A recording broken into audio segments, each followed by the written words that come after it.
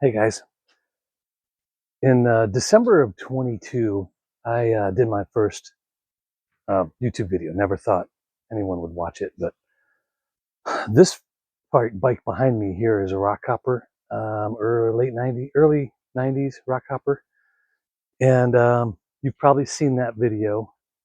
I did that in, was it January of 23, so 2 years ago, and this is my most popular video as of today, around 108,000 views.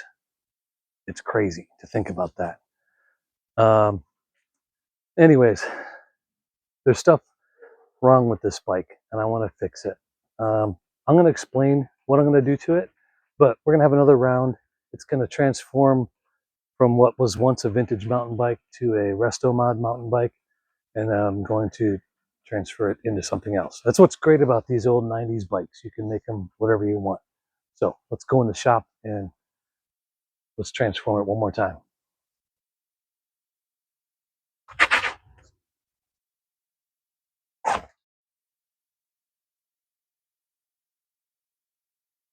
All right, to start off this video, I want to talk about things I like and don't like about it, and things that are not right.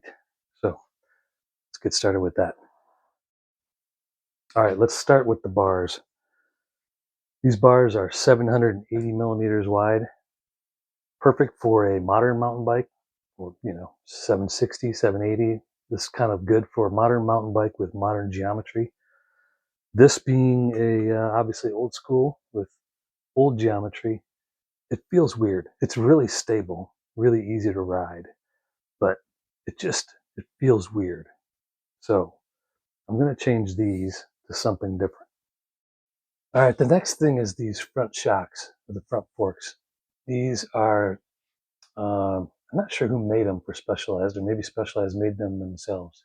These are the Future Shock, they called it. And although these are highly sought after, very nice, and these function okay, uh, I think they're extra weight for what they are and what I want this bike to become. So I'm going to remove these and replace them with a rigid fork that I found, which is really cool. Okay, these brakes. They're really nice old Shimano cantilever brakes, but they really don't work well. And I want something with a little more stopping power, so we're going to change these to V-brakes. Okay, so when I did this transformation, I changed this to a 10-speed using the same, or by changing the hub, or the free hub on this wheel, this old wheel, to hold the 10-speed. And I added a nice Dior rear derailleur, but there's one problem with it, and I'll show you right now.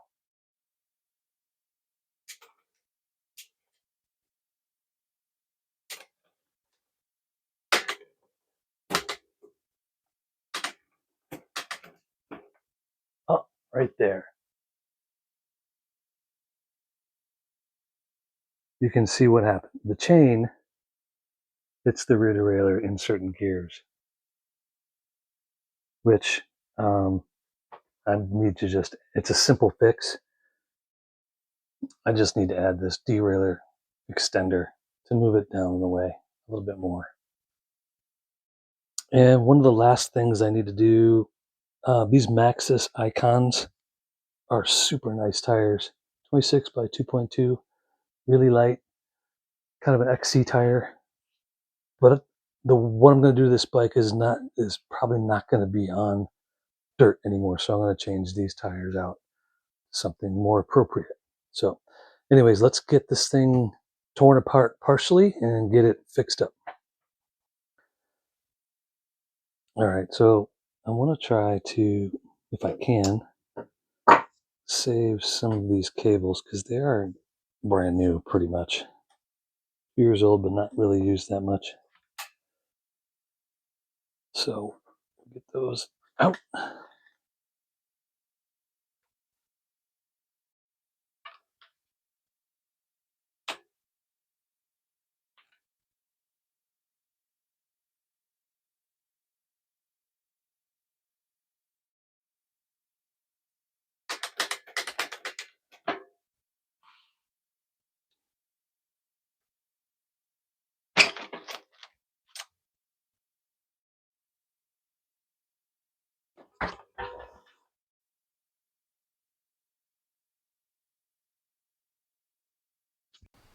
If you're at all curious on how this bike became the way it is right now, um, I will put a link to that 2-year-old video when I did transform this from a regular old mountain bike into what you see now.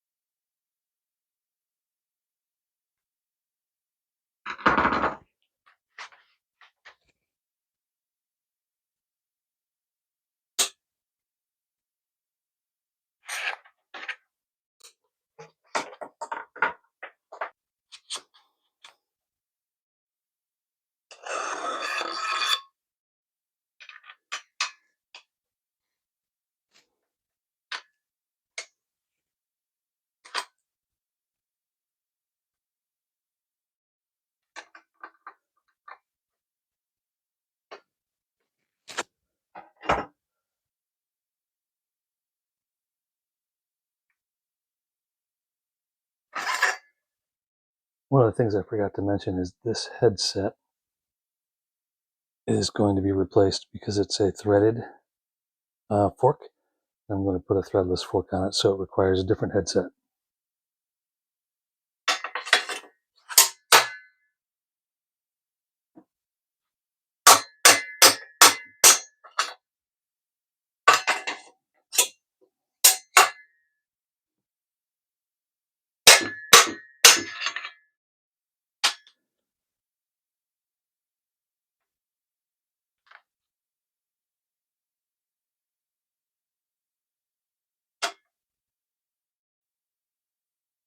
All right, first thing we're going to do, we're going to put this threadless headset on.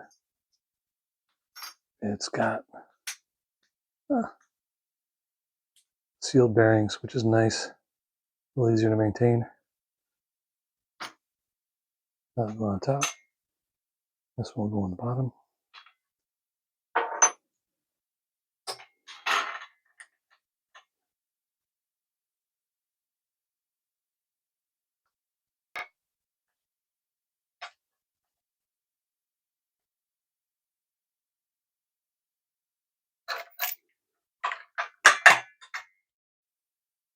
All right, so this is the fork I found. It's a K2, KP2, I'm not sure. It's made by, I think, K2. I'm not really sure. But anyways, it's really hard to find a post or a caliper or V-brake type of brake system on a rigid fork that's suspension correct. So distance between where the wheel mounts and the top here has to be of similar length as the suspension fork you removed. Otherwise, it'll be, too low or too high. You have to try to get it right. So you have to measure from here to here. And so I finally found one. It was not easy. It's always hard to find these. So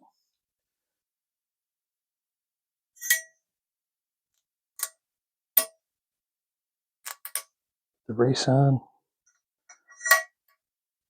We're going to size this up to see where we need to cut it before I permanently install it.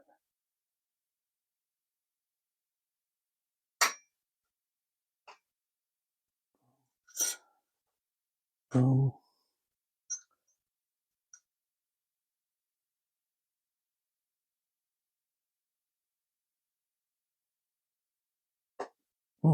That's a nice fit. There we go.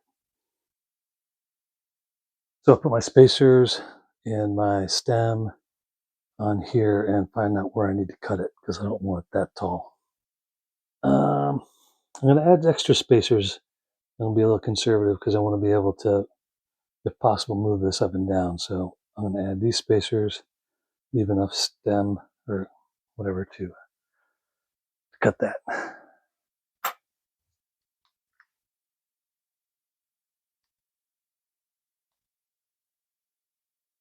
Mark a line. We're going to cut just below that. All right, if you don't have one of these little clampy dudes, these things clamp into the vise and then gives you a guide to cut. If you don't have one, they're really handy when cutting not only fork tubes, but also handlebars or whatever. Just kind of a handy thing to have. Now, there's my scribe line. I'm going to cut it a little short of that. Means I need to do it there.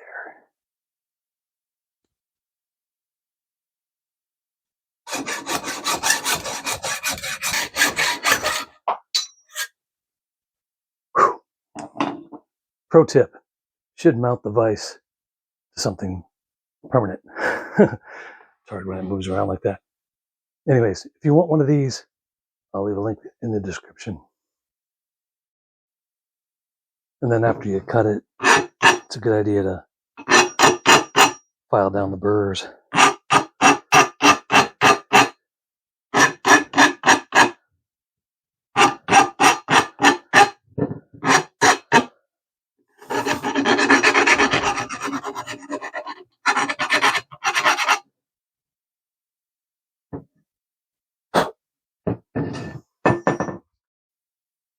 All right, even though these are the bearings don't require lube, I like to put a little bit of grease inside the cups just to keep everything free from corrosion and so forth in the future.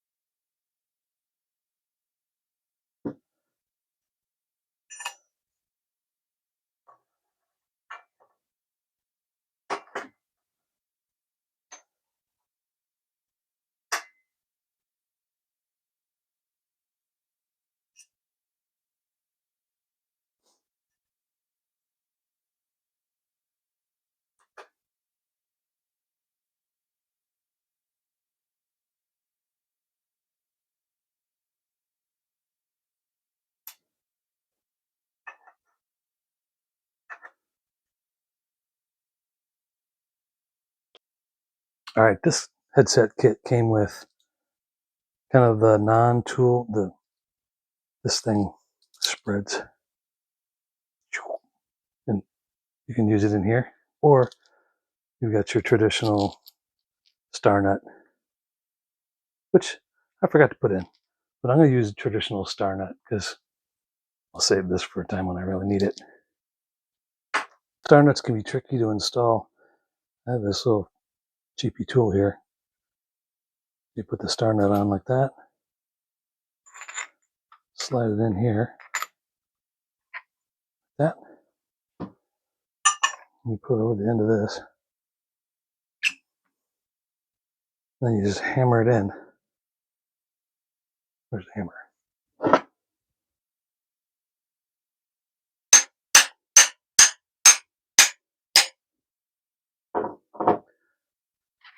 And supposedly, oh, not quite deep enough. Oh yeah, there we go.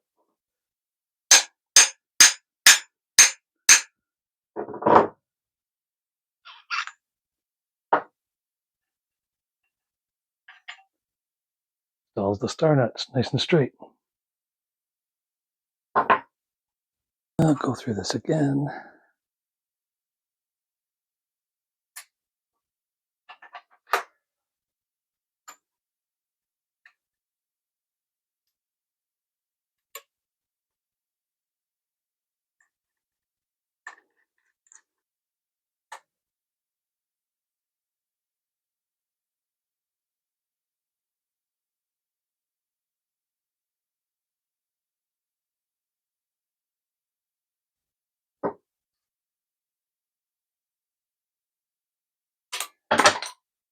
Gravity.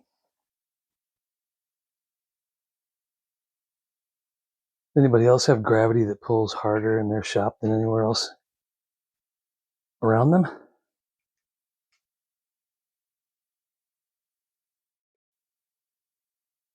All right. These are going to be the new bars, a little more commuter style. And I know I get a lot of questions from people asking me, hey, where'd you get this? Where'd you get that? For the most part, if it's something that you can get easily online, I usually have a link in the video description. Oh, I took that all the way off. Those are actually oval through there. That's interesting. For now, I'm just going to snug these up just so they stay in place. They're supposed to be tightened to 5 Newton meters, along with these guys. And so I'll come back with a little torque wrench and tighten them up to the right spec. Don't want to crack anything from being over tightened or be too loose and then got a problem. And before I forget, I'm going to install this extender.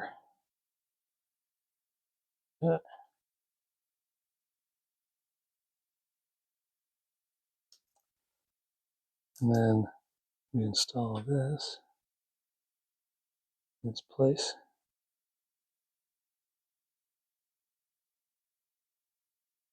This will lower the rear derailleur down so it'll stay away from the cogs.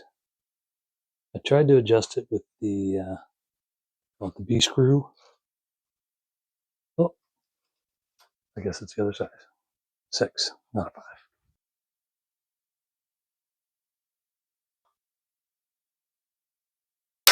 Ooh, well, that was smooth. There we go. Install it right there. And later on, when I put it back together, we'll see how well this works.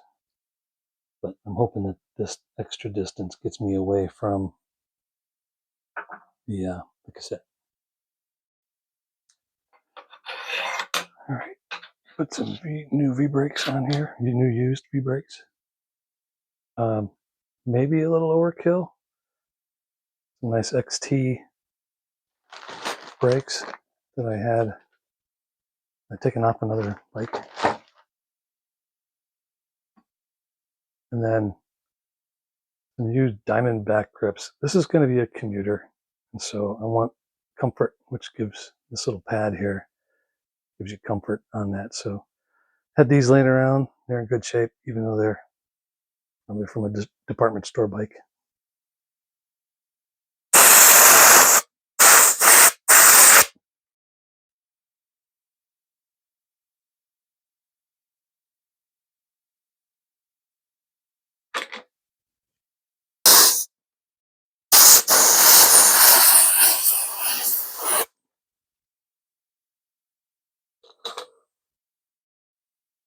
Okay, a little lube on there.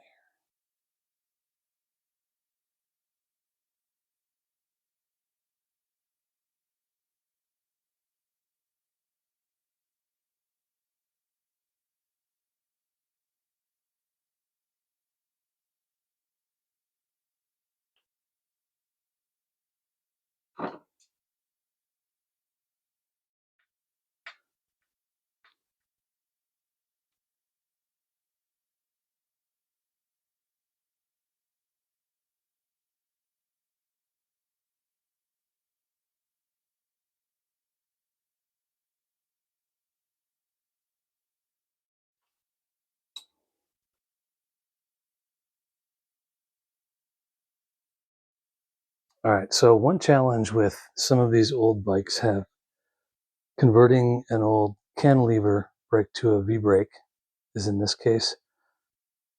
We need a, I don't have the right length here, but we need a rear cable that attaches, and then it should go into something up here, which the only thing up here is this little noodle, which is what the little welded tube that they use for the cantilever brakes. So there isn't a spot to put it, but luckily I found this little guy, which cable will fit into, and I can clamp it right to the frame in the right spot. They come in different sizes. They're made by Origin 8, and You just got to get the right size. Clamp it right on. Then you've got yourself a spot to put your rear attachment. I'll put a link to where I got that in the description below if you need it for your build. But pretty darn handy. Okay, so noodles. These are noodles. And you can see they come in two different shapes for the most part. One has, whoops, there we go. One has kind of a negative angle, and one's got a positive angle.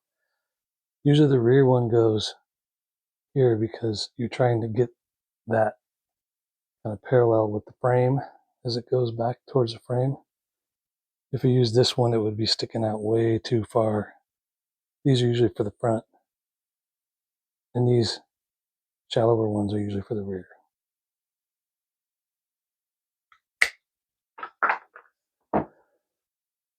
And then here's a little tool tip.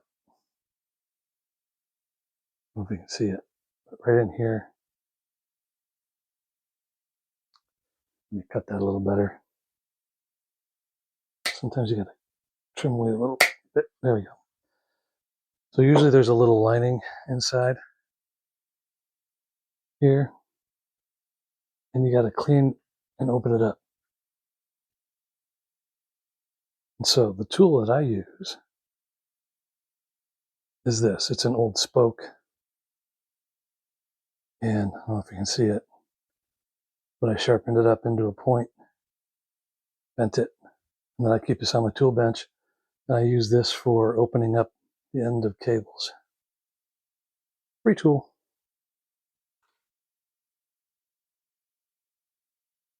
That goes in there. That goes in there. And then temporarily, I think that looks good. So we're gonna go over the top. Yeah, that looks good. And we'll temporarily tighten that up.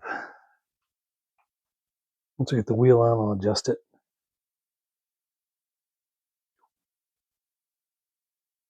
Oh, before I do that, I always forget this. Can't forget protection. And this thing, I always forget to put those on. I have a mind block. Usually I'm already done with the bike and I realize I don't have it on there, but here we go. Temporarily tighten. We'll come back and get that later.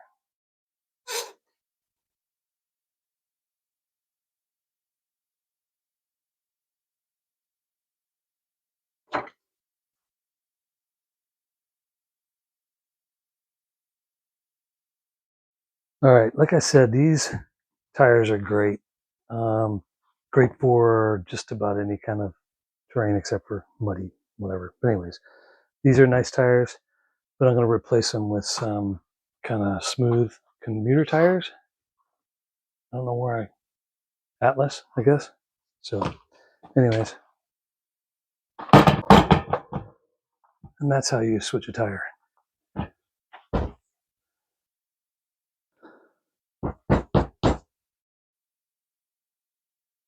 All right, now this one's a little trickier because it's a rear tire, so we gotta make sure we got it just right here.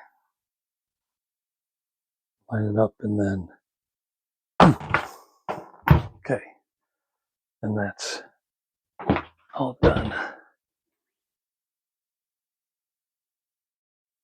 All right, we're getting close to becoming a bicycle again here.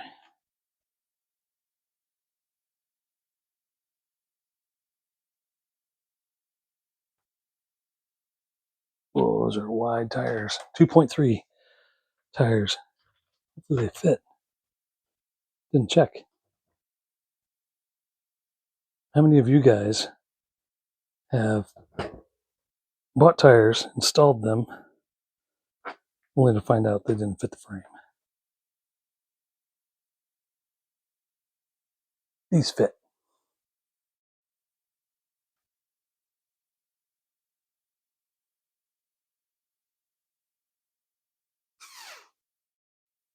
All right, I just spent a whole bunch of time adjusting and tuning the brakes and the drivetrain, and I don't want to bore you with it, but basically we got it all squared away.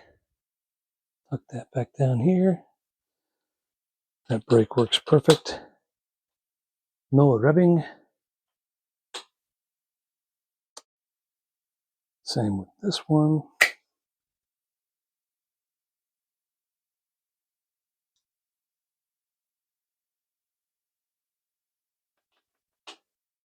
And actually I put a longer rear cable on here. The other one was way too short. It was like hard 90. So cables like to go smooth. So I did that wrong the first time.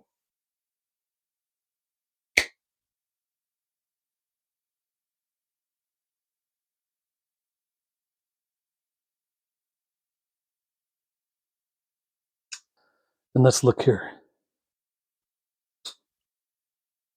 As you can see, I've got like a finger worth of clearance in there now to the chainring. So that problem is gone.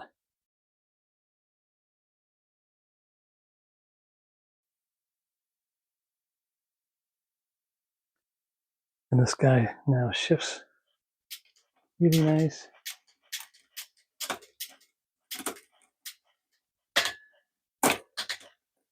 A little delay.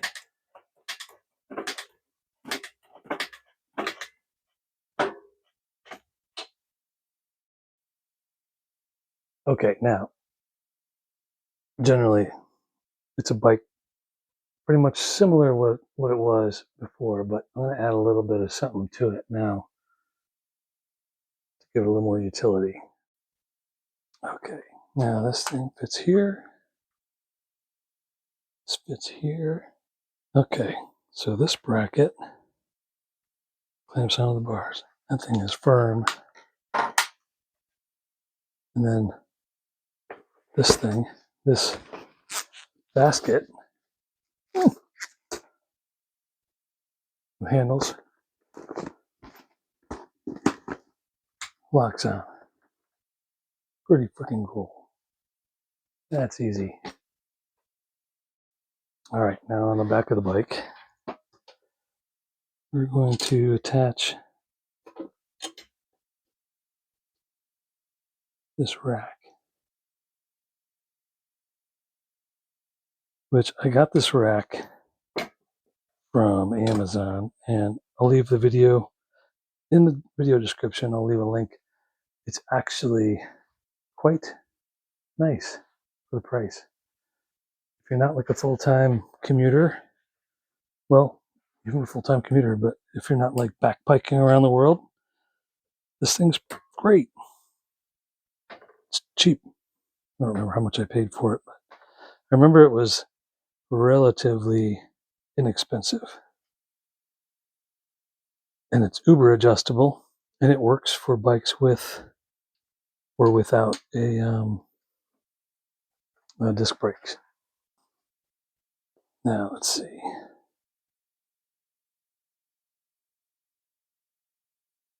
Once we get it attached, and I'll put it down on the ground and level it out.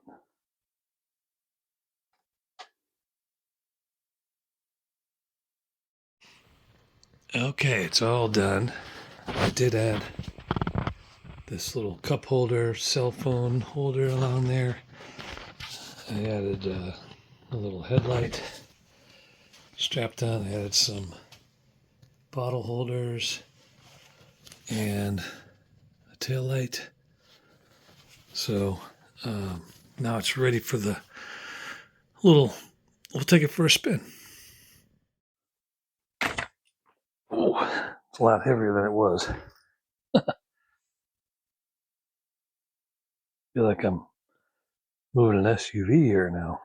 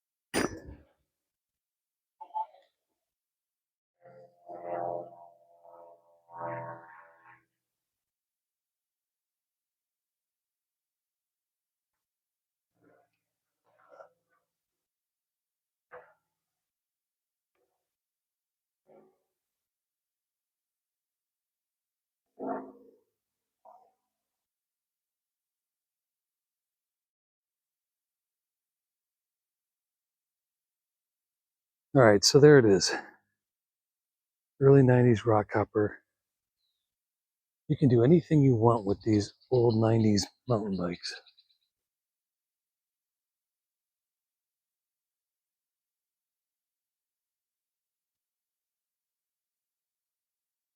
We've got storage in the front, cup holder, cell phone holder, headlight,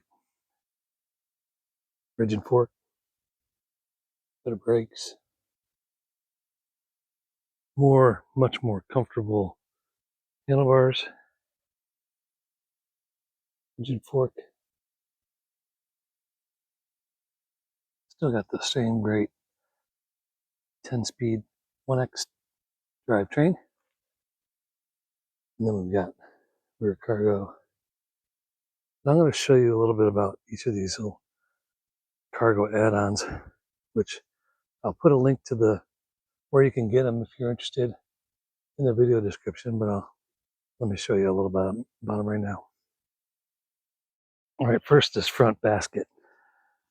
It comes with handles so you can take it out and go shopping or whatever. It's got an inner zipper pouch on the inside. Got this outer pouch here as well. Inside the pouch comes with, I guess, kind of like a shower cap. If it rains, you put that on. The nice thing about it is that it's really easily removable. So you got the handles, unlatch this, and it just lifts right off. It's got that little bracket on it. So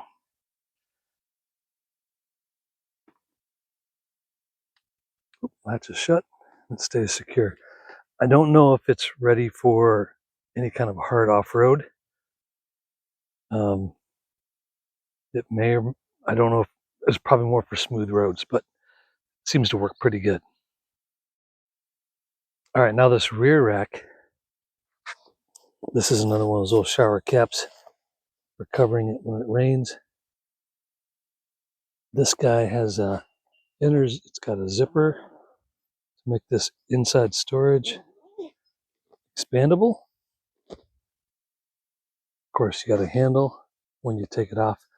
It's velcroed to the rack with straps. It also comes with a shoulder strap. And then on each side, you've got these deployable big storage areas here. So you can fit something large. And then, of course, it's protected against the spokes with that rack. So overall, pretty cool. I'm excited to go on a little adventure with it.